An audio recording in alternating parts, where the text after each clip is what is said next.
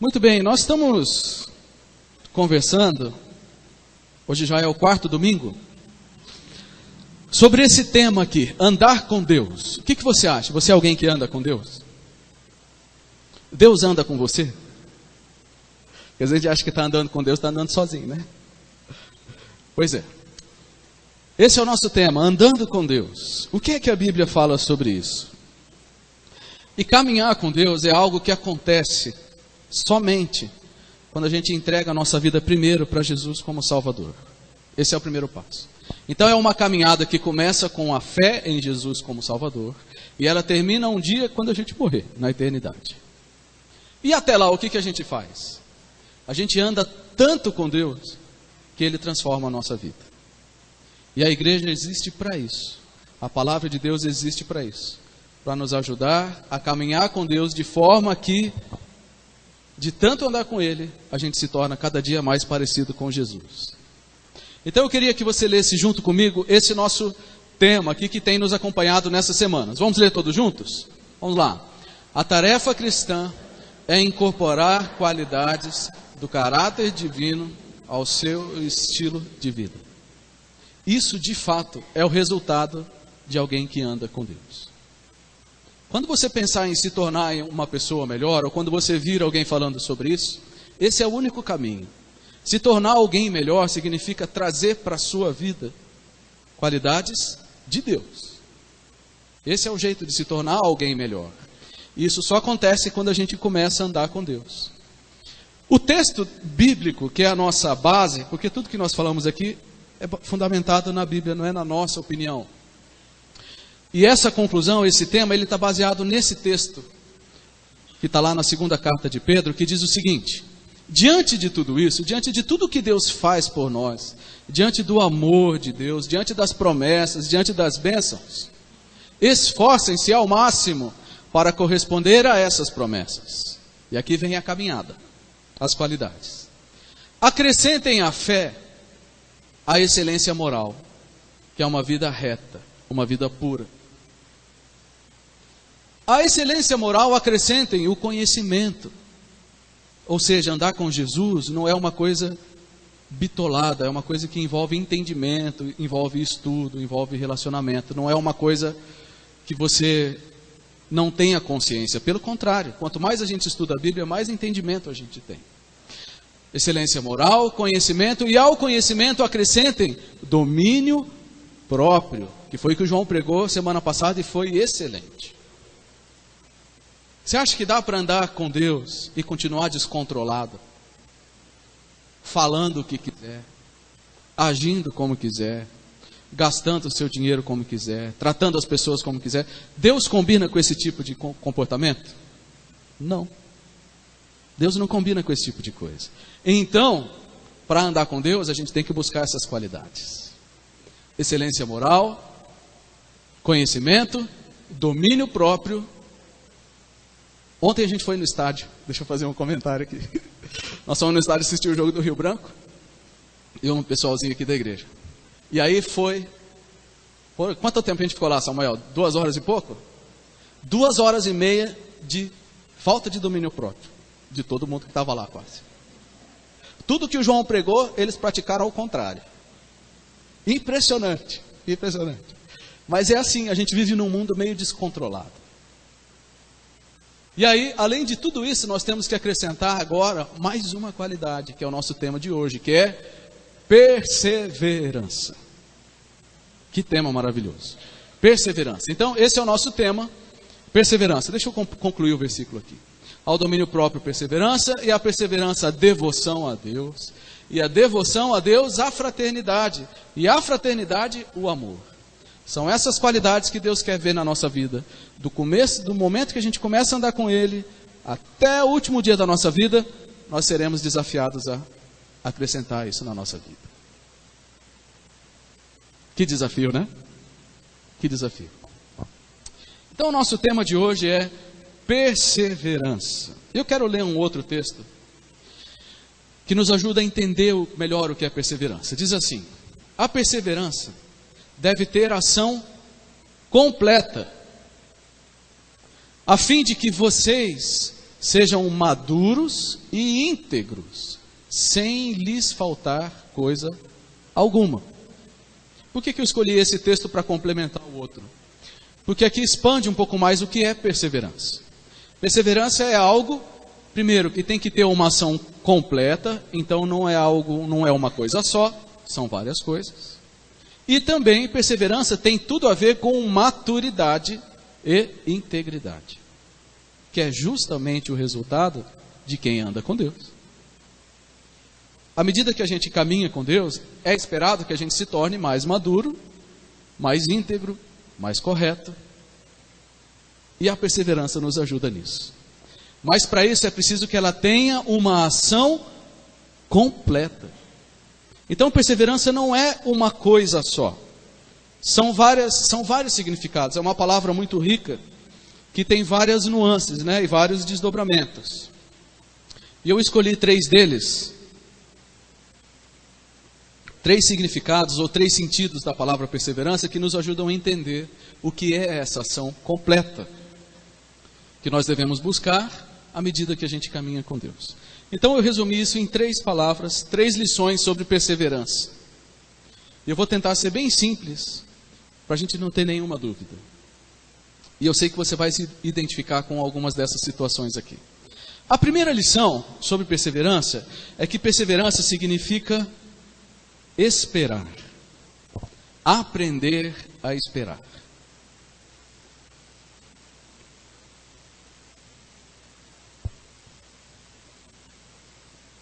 Já estão impacientes. Está esperando.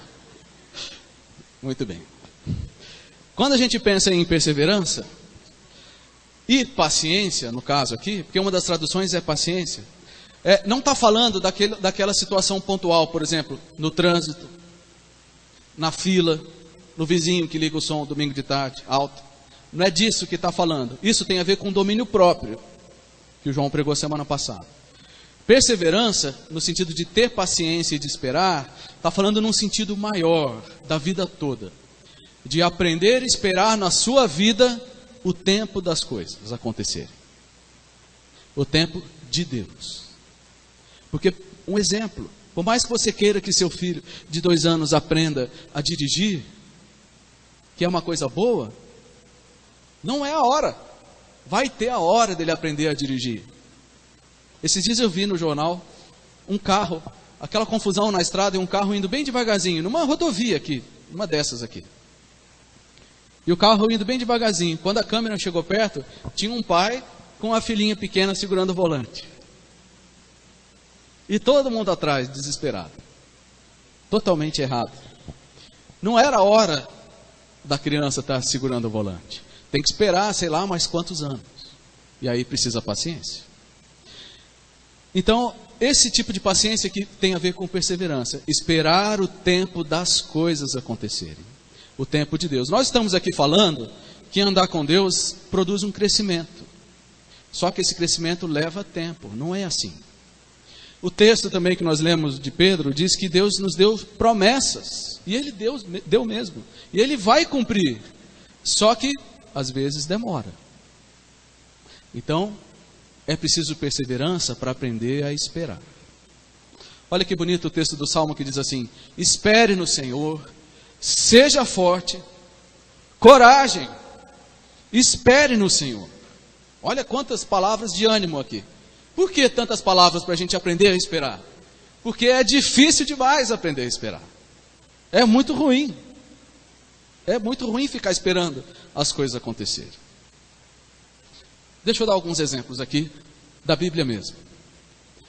Abraão, um homem admirável. Deus prometeu que ele teria um filho. E o filho veio. 9 meses depois? Não, 25 anos. Quantos dos jovens aqui têm menos de 25? Então, tá vendo? Desde que você nasceu até agora, não veio o filho do Abraão ainda. Olha quanta coisa você já fez.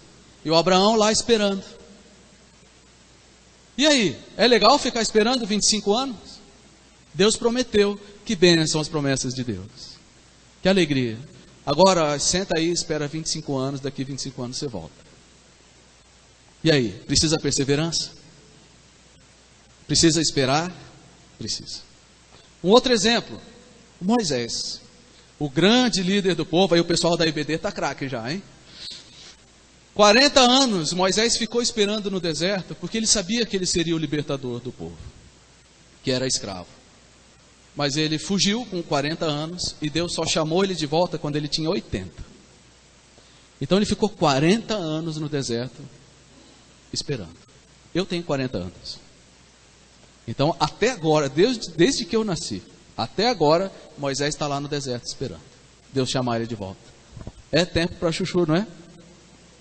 E Moisés tem que esperar o tempo da promessa de Deus. O pior de todos, Noé, 100 anos. Deus falou: Noé, constrói uma arca, porque o dilúvio vai vir e vai destruir a terra. Na outra semana, ficou nublado e choveu? Não, 100 anos depois. E aí? Que pesado, né? Pois é. Por isso que o texto do Salmo aqui diz: espere no Senhor, seja forte, coragem, espere no Senhor. Por quê? Porque vai demorar às vezes. Não só, olha só que interessante, não só demorou, como tudo ao redor desses homens apontava o contrário. Abraão recebeu uma promessa do filho, ele já tinha 75 anos.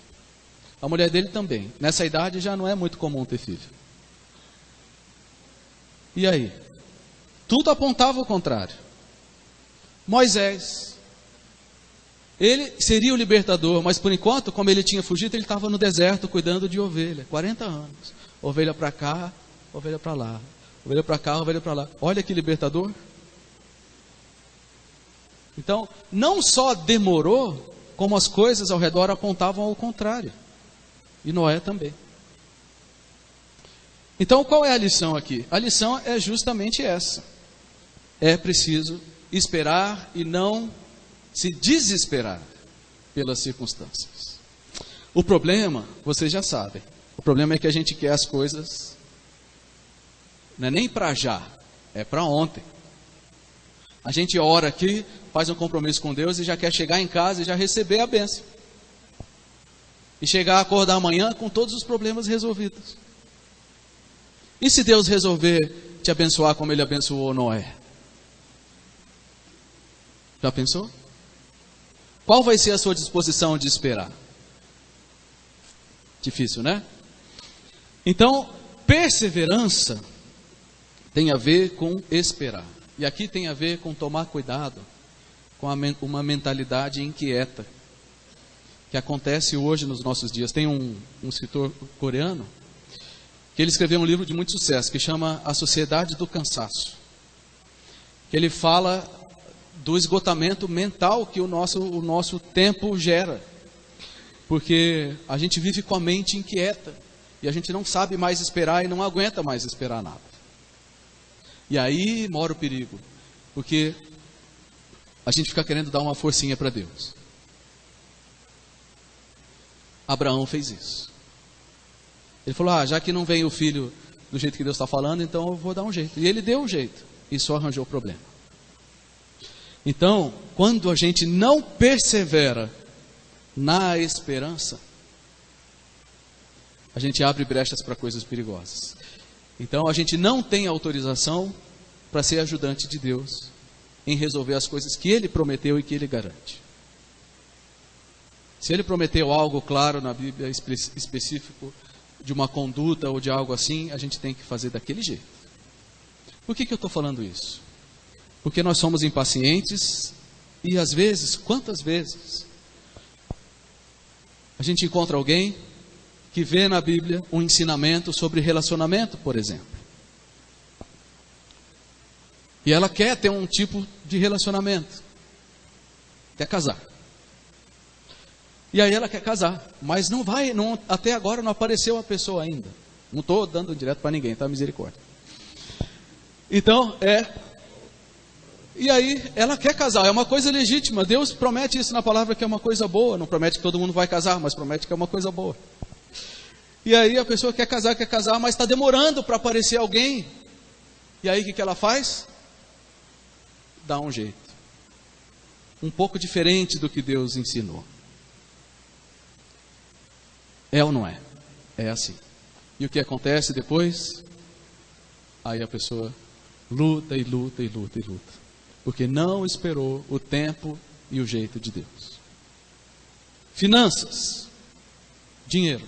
Deus lá dá uma série de ensinamentos sobre como nós devemos usar o nosso dinheiro, para o nosso próprio bem, para o bem da nossa família. E aí a pessoa não tem paciência de semear e esperar o tempo da colheita. Muitas vezes, muitos jovens em especial, querem começar onde outros estão terminando a vida.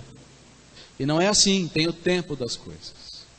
E tanto na área de relacionamento quanto na área financeira, estou usando 2 exemplos, quando a gente não sabe esperar e quer chegar rápido demais, a gente abre brecha para coisas perigosas. Então, se atalho fosse o melhor caminho, não se chamaria atalho, se chamaria avenida. Porque é o melhor caminho. Não pegue atalhos quando Deus promete e ensina outro caminho. Seja perseverante. Essa é a lição. Agora, esperar as promessas de Deus não significa uma espera apática ou preguiçosa. Não é ficar sentado esperando as coisas acontecerem. Não, isso não quer dizer esperar. Esperar em Deus significa esperar ativamente. Como assim? Significa cultivar raízes fortes, para que o crescimento venha saudável. Se não tem raízes fortes, não tem crescimento saudável. Então a gente espera o crescimento, e enquanto isso a gente cultiva as raízes. Se a gente não cultiva raízes, não tem crescimento. Eu peguei o exemplo do bambu, talvez você já tenha ouvido o exemplo do bambu chinês. Ele demora 5 anos para crescer, e chega até 25 metros de altura. Só que é o seguinte, nos primeiros 4 anos e meio, não aparece nada. Está lá a plantação de bambu, primeiro ano, você olha que bonita a plantação, não tem nada. No segundo ano, olha que linda a plantação, você chama o seu amigo para ver, olha que bonita a plantação, mas cadê a plantação? Não tem nada ainda, mas está lá a semente.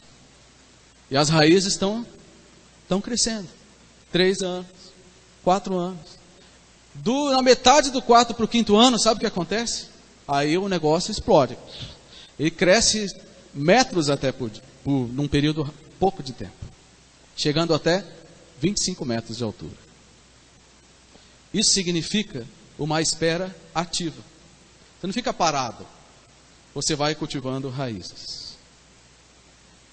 Enquanto a gente espera as coisas de Deus acontecerem na nossa vida, a gente vai trabalhando o nosso fundamento com Deus. É isso que o Salmo diz. Agrada-te do Senhor. Aprenda a gostar de Deus. Aprenda a gostar das coisas de Deus. E Ele satisfará os desejos do seu coração. Entrega o teu caminho ao Senhor. Confia nele. E o mais Ele fará. Descansa no Senhor. E espera nele. Que bonito, né? E que difícil. E que difícil.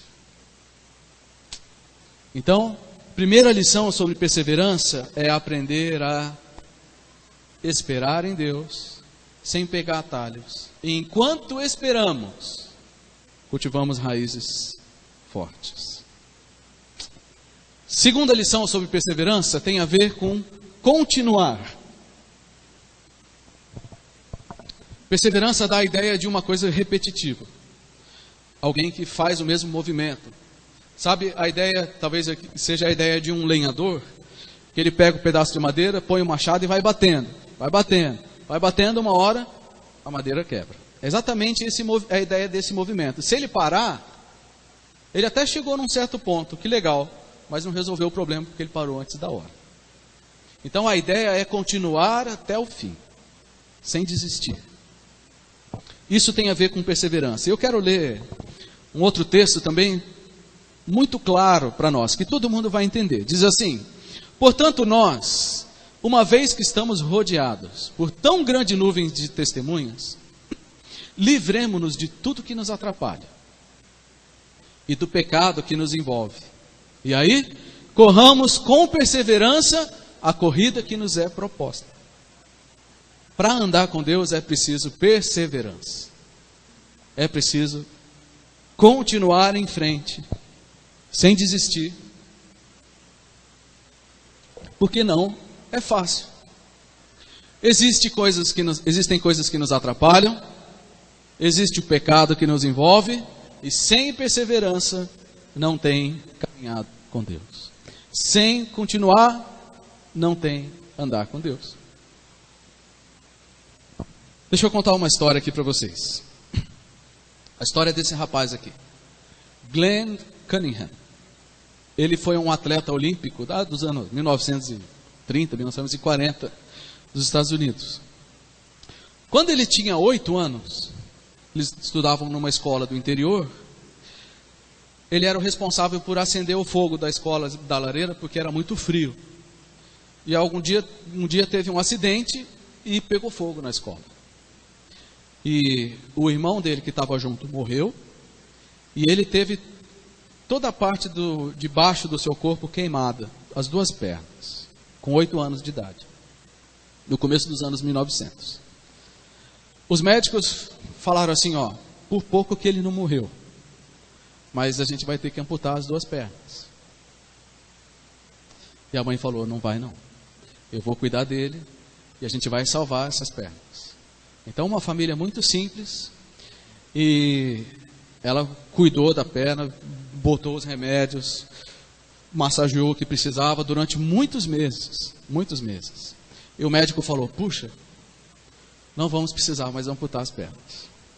Mas infelizmente ele não vai mais conseguir andar, porque o acidente foi muito sério. E o menino, ouvindo isso, ele falou assim, eu vou mostrar para todo mundo que eu vou conseguir andar de novo.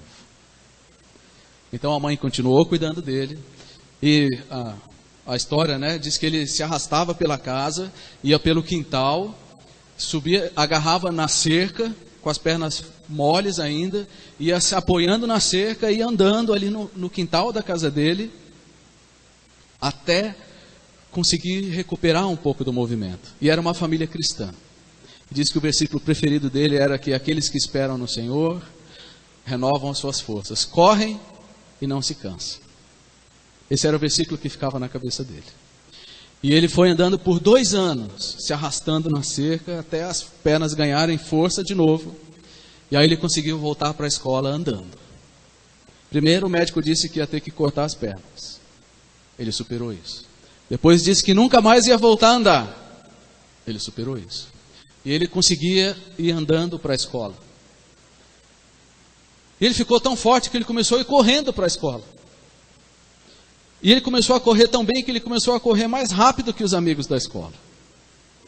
E aí, resultado, ele se tornou um campeão olímpico. Quando a gente vê ele chegando ali na linha de chegada, a gente não sabe a história. A gente só consegue ver a vitória, né? Mas ele só venceu porque ele foi perseverante. Aliás, que perseverança. Que perseverança.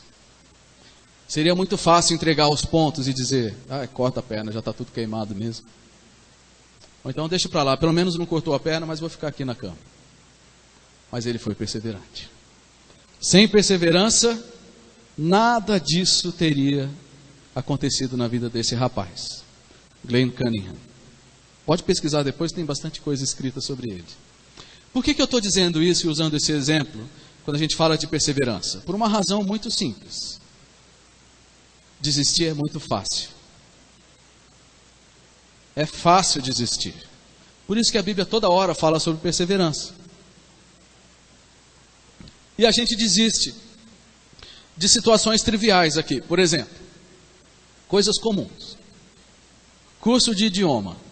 Curso de inglês. Não vou perguntar aqui. Mas quem já começou e já desistiu? Não precisa levantar a mão. Ou de espanhol, seja lá o que for. A gente desiste. Quem já começou aula de música, por exemplo? Nossa, a gente deu aula de música há um tempo E começa e para assim, direto. Quantos já colocaram o filho? Tiraram. Quantos já começaram e pararam? São coisas triviais, certo? Quem já falou assim, vou começar o regime? Vou começar, segunda-feira. Senhor, me abençoa que eu supere o PG, pelo menos. Né? E aí a gente desiste. Por quê? Por que a gente desiste? Porque é fácil desistir. É fácil desistir. Não precisa nada para desistir. Só precisa desistir. O que é difícil é perseverar.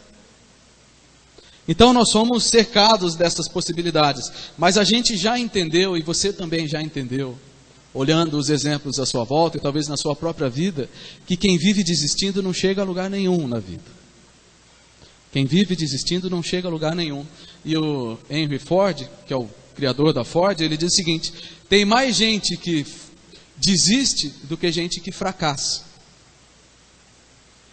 Porque é fácil desistir. E tem aí aquelas pessoas assim românticas que dizem: ah, desistir não é uma opção. Desistir não é uma opção. É muito bonito, mas não é verdade. Porque desistir é uma opção. A pior opção. Mas é uma opção. Nós sempre podemos desistir. Eu dei exemplos aqui de situações triviais, né? A aula e tudo mais. Mas o problema é quando as pessoas desistem daquilo que traz pesos maiores. Que nós também desistimos. Por exemplo, quantas pessoas desistem dos seus sonhos? E por desistir dos seus sonhos, dos seus projetos, carregam às vezes uma mágoa, uma frustração o resto da vida. É claro que a gente tem que saber a diferença entre ser persistente e ser teimoso, mas isso é outra pregação, não? Mas quanta gente desiste dos seus sonhos, dos seus projetos, e tem que viver o resto da vida com a frustração? Quantas pessoas desistem de relacionamentos? Não dá mais. Para mim acabou. De hoje não passa. É fácil desistir. E a pessoa carrega o resto da vida a frustração e a mágoa. Quantas pessoas desistem de andar com Deus? Não é? Porque andar com Deus, como nosso pastor lá de Campinas dizia, não é um passeio no parque. Andar com Deus é uma corrida que precisa de perseverança. Tem coisas que nos atrapalham, tem o pecado que nos envolve. Por isso que o texto que eu li diz: corra com perseverança. Não desista, continua em frente. Quanta gente eu já conheci que desistiu de andar com Deus. E aí a pessoa se perde completamente na vida. Porque a gente sai do caminho certo, começa a pegar atalhos, começa a se desviar e quando vê, está perdido na escuridão. Não desista. O nosso maior exemplo é Jesus, porque ele perseverou até o fim. Há pouco tempo atrás foi a Páscoa, né? E a gente conversou aqui sobre a morte de Jesus na cruz. Vamos imaginar o seguinte: Jesus foi preso, ele foi chicoteado, foi esbofeteado, levou a sua cruz até o Monte do Calvário. Mas a hora que chegou lá, imagina se Jesus tivesse falado: gente, até aqui eu vou. Daqui para frente não vou mais. Teria resolvido alguma coisa? Não. Porque ele só foi o Salvador, porque ele foi até o fim. E esse é o nosso exemplo maior. Exemplo maior de jamais desistir e de caminhar até o fim. Então eu queria nessa noite te encorajar a continuar sem desistir. Talvez, e é muito provável, não estou inventando coisa aqui, mas é assim a nossa vida. Talvez você chegou aqui justamente já com as cartas na mesa para desistir de alguma coisa. Talvez hoje, talvez amanhã. Deixa a palavra do Senhor falar com você. Não desista. Não desista. Porque quem vive desistindo não chega a lugar nenhum. E para andar com Deus é preciso perseverança. Não estou dizendo que é fácil, não estou dizendo que é gostoso, mas é necessário. Amém? Talvez tenha situações na sua vida difíceis, e eu quero dizer para você que é hora de retomar o passo. Sabe, às vezes na caminhada com Deus, às vezes a gente não se perde, mas às vezes a gente fica parado, e fica marcando o passo, e Deus está lá na frente, vem, anda comigo, e a gente está aqui perdido, atrapalhado com tanta coisa. Então tem duas situações. Primeira, continue sem desanimar, e segunda, se você sente que a sua vida está parada, você está marcando o passo, é hora de você retomar a sua caminhada com Deus. Você sabe o que é que você tem deixado de fazer, que tem te atrapalhado. Então é hora de retomar aquilo que você sabe que é certo na sua vida. Continue sem desistir. Deus espera isso. E Ele espera que a gente inclua na nossa vida essa qualidade chamada perseverança.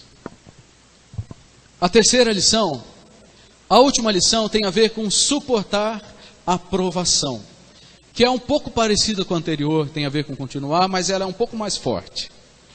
Porque a segunda é simplesmente continue sem desistir, apesar da dificuldade. E a terceira tem a ver com aguentar um peso. A ideia da aprovação é essa, quando tem muita força contrária, quando o vento está soprando contra, quando a maré está indo contra você, quando as pessoas estão querendo te arrastar, quando a vida está pesada, a Bíblia diz, é hora da perseverança. É hora da perseverança. Suportar a aprovação. Olha que texto bonito. Também nos alegramos ao enfrentar dificuldades e provações. Calma aí. Pausa. Vocês prestaram atenção? Vou ler de novo. Também nos alegramos ao enfrentar dificuldades e provações. Dá vontade de falar assim, parei, hein? Aí não dá não. Nos alegramos por enfrentar dificuldades e provações? Por quê? Pois sabemos que contribuem para desenvolvermos perseverança. E a perseverança produz caráter aprovado. E o caráter aprovado fortalece a nossa esperança. Que texto maravilhoso. Então vai ter provação na nossa vida. O vento vai soprar contra você. O vento vai soprar contra a sua família. O vento vai soprar contra o seu trabalho, contra as suas emoções. Nessa hora, a gente aguenta. Porque sabemos que a perseverança produz um caráter aprovado. Deixa eu fazer algumas observações aqui sobre as lutas da nossa vida. Sobre as provações. E se você não passa por nenhuma provação, por nenhuma dificuldade, você está liberado para ir embora. Tá? Mas se você passa por dificuldades na sua vida, fica mais um pouquinho. Ó, todo mundo ficou. Que beleza. Então nos devemos lembrar sempre que Deus trabalha através das provações para nos disciplinar ou para nos fortalecer. Esse é o sentido das provações. Quando a gente está fazendo alguma coisa errada, o nosso Pai Celestial vem e disciplina. Ele disciplina através das provações. Quando a gente está tudo bem, está andando em paz com Deus, Ele também manda as provações para nos deixar mais fortes para a próxima etapa que virá na nossa vida, que a gente não sabe qual é, mas Ele precisa nos preparar para isso. Segunda lição que você não pode se esquecer: Deus é quem determina o tempo e os meios da provação. Aqui ficou difícil. Deus é que determina o tempo, quando vai começar, quando vai terminar. E é Deus que determina os meios da provação. O que isso quer dizer? Quer dizer que eu não posso chegar para Deus e falar assim: Deus, trabalha na minha vida, muda o que precisa na minha vida, só não me tira o emprego. Deus, fortalece a minha vida, trabalha no meu caráter, mas não deixa ninguém ficar doente na minha casa. É Deus que determina o tempo. Deus prova a minha vida, mas só de 2025 para frente, porque até lá eu já vou terminar a faculdade.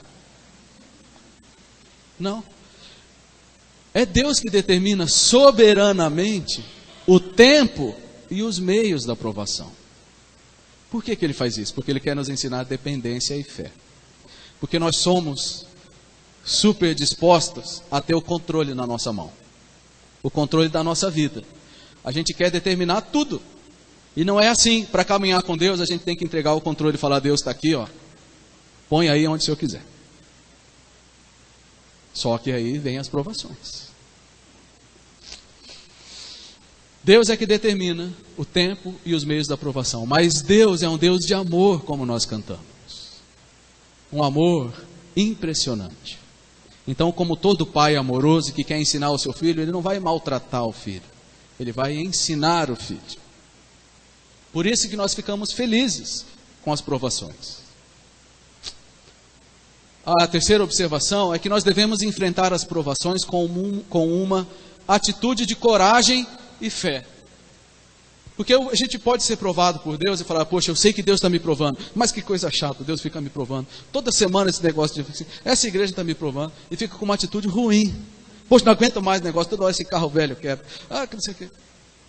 Deus está me provando. E uma atitude ruim. Carro velho quebra, né? Aqui, a ideia é de você aguentar o peso e falar: vamos lá. É Deus que está me provando, é Deus que está me corrigindo, é Deus que está me ensinando. Deus, manda bala. Me ensina o que eu preciso aprender. Mas com uma atitude de coragem e fé. Deixa eu contar duas últimas histórias para a gente já encerrar. Mas antes de contar, deixa eu ler o texto que nos norteia nessas duas histórias. Olha só. Pois essas aflições, pequenas e momentâneas. Você acha que a sua aflição é pesada? Aqui está dizendo que é pequena e momentânea. Porque Paulo, que escreveu isso aqui, ele sofreu de verdade. Ele foi preso, foi jogado aos leões, foi chicoteado, foi surrado com vara, foi preso, foi apedrejado. E ele diz assim: essas aflições pequenas e momentâneas que agora enfrentamos, produzem para nós uma glória que pesa mais que todas as angústias e que durará para sempre. Portanto, não olhamos para aquilo que agora podemos ver. Em vez disso, fixamos o olhar naquilo que não se pode ver. Pois as coisas que agora vemos logo passarão, mas as que não podemos ver durarão para sempre. Que conforto esse texto. Agora o desafio é: tira os olhos daquilo que você pode ver e ponha os olhos naquilo que você não pode ver. Isso se chama fé. Você pode olhar para o problema, e se você ficar com os olhos só no problema, a gente vai desistir. Garanto para você. Se a gente olhar só para os desafios e para os problemas, todos nós vamos desistir. Mas nós precisamos aprender a tirar os olhos disso e olhar para aquilo que não muda e que vai durar para sempre, que é Deus, a sua graça e a sua bondade. Amém?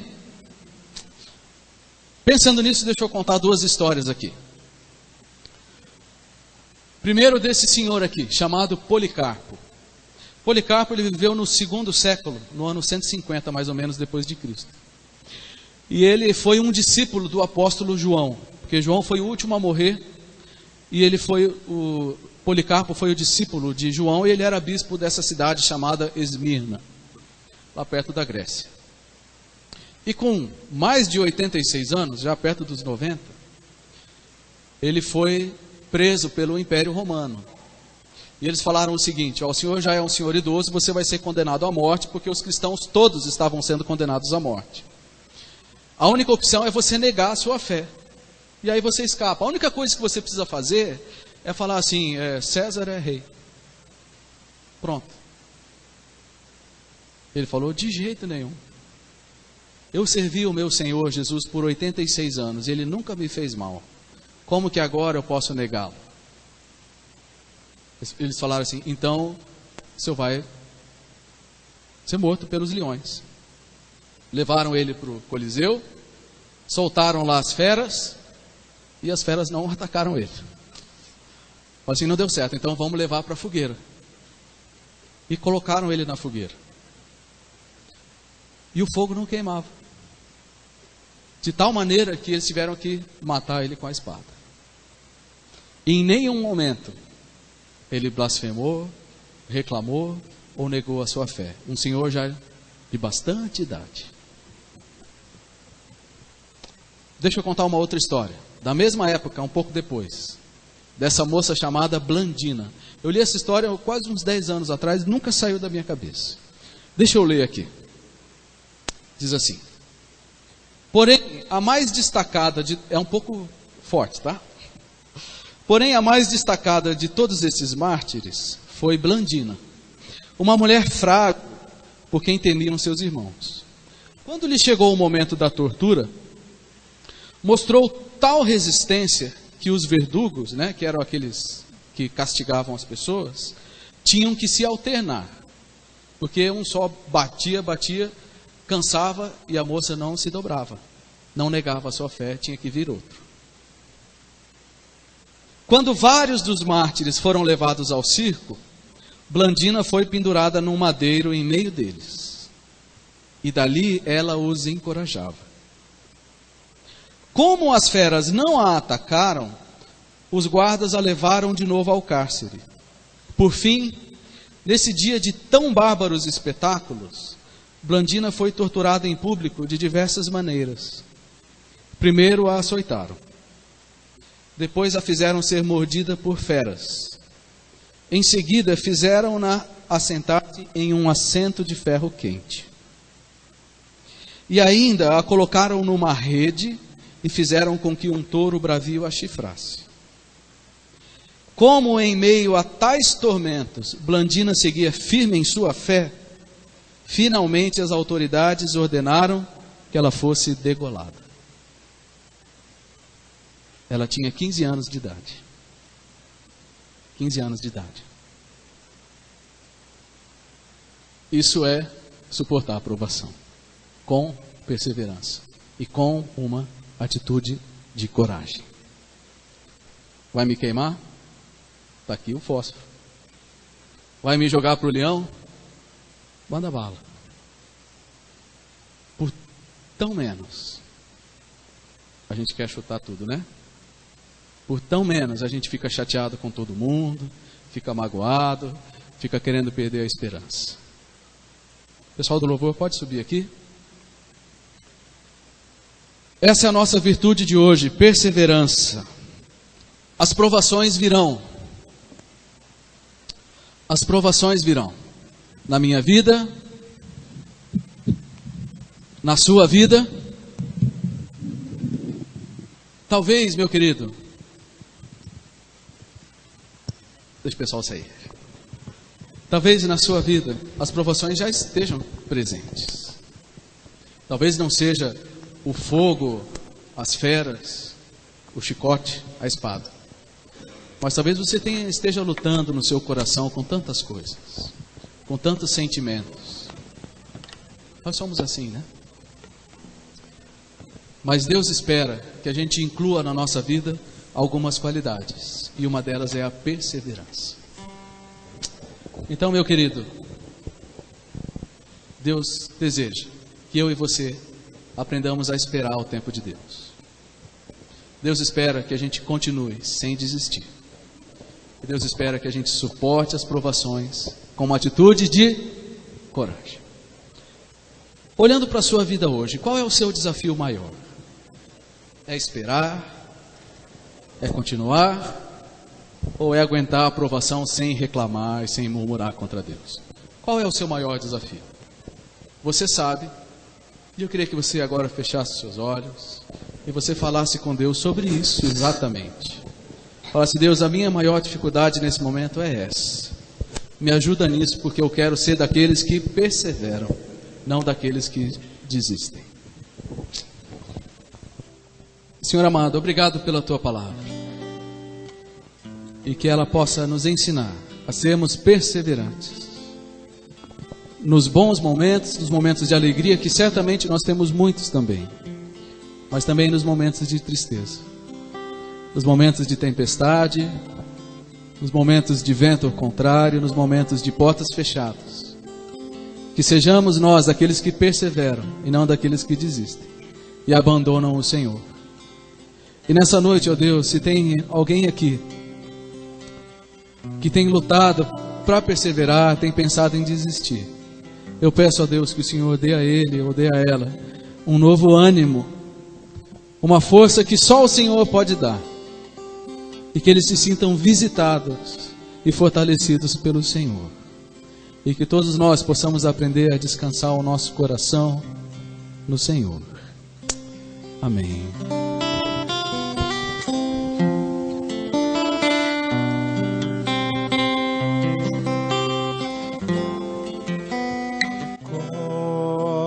Cobre-me com